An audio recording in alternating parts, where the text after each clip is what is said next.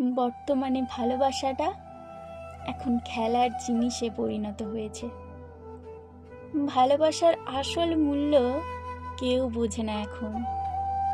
যদি জিজ্ঞেস করি ভালোবাসা আসলে কি, তাহলে কি বলবে? অনেকে হয়তো বলবে ভালোবাসা হচ্ছে দুজনের দুজনকে কাছে পাওয়া। কিন্তু সত্যি কি তাই? কাছে এলেই কি ভালোবাসা হয়?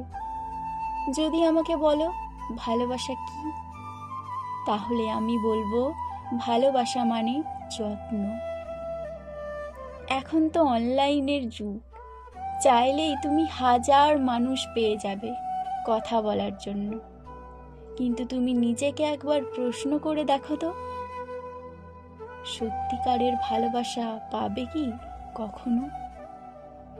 আমাকে যদি বলো ভালোবাসা কি, তাহলে আমি বলবো ভালোবাসা মানে একে অপরকে বোঝা, একে অপরকে জানা।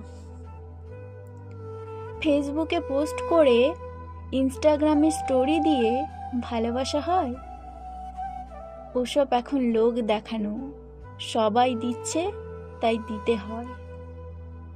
ধরো না, আমাদের মা বাবারা যাদের কালে ছিল না কোনো স্মার্টফোন, ছিল না কোনো ইনস্টা ফেসবুক, তবে কি তারা ভালোবাসেনি?